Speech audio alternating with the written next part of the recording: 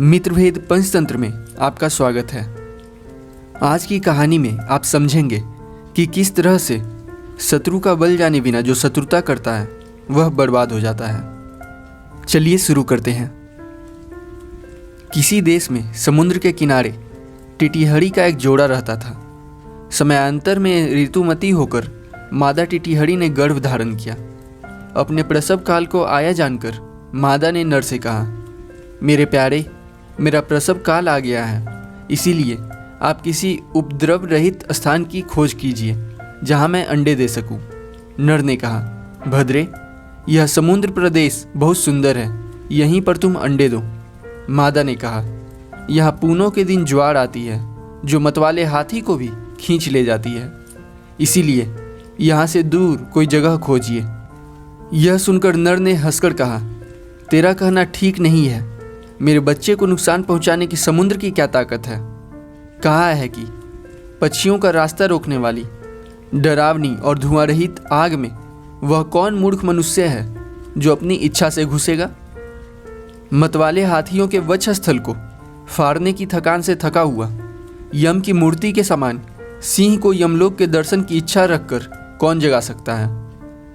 कौन निडर यम के घर जाकर स्वयं यम से कहता है, अगर तुझ में ताकत है तो ले मेरी जान। कुहड़े से मिली हवा ठंडे काल में बहती है। गुण दोष जानने वाले पुरुष को ठंडे जल से कौन ठंडा कर सकता है। इसीलिए निशंक होकर तू यहाँ अंडे दे।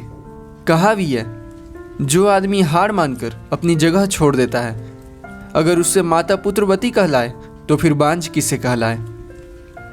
यह सुनकर समुद्र सोचने लगा, अरे देखो तो, इस कीड़े की तरह छोटे पक्षी का गर्व, अथवा ठीक ही कहा गया है कि टिटिहरा आकाश टूटने के डर से अपने पैर ऊपर करके बैठता है।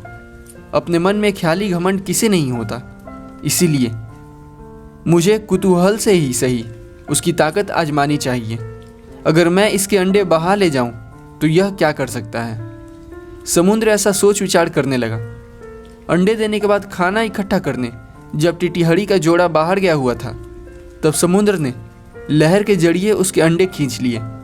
टिटिहरी ने आने पर अपने अंडे देने की जगह को खाली पाकर रोते हुए टिटिहरे से कहा, अरे मूर्ख, मैंने तुझसे कहा था कि समुद्र के ज्वार से अंडे नष्ट हो जाएंगे, इसीलिए हमें दूर जाना चाहिए, पर मूर्खता से अहंकार के वश होकर तूने मेरा कहना न माना। अथवा कहा है कि इस लोक में हितैषी मित्रों की जो बात नहीं मानता वह लकड़ी के ऊपर से गिरे हुए कछुए की तरह नष्ट हो जाता है। टिटिहरे ने कहा, यह कैसे। उसने कहा, आज के लिए बस इतना ही। मिलते हैं मित्रभेद पंचतंत्र की अगली कहानी में।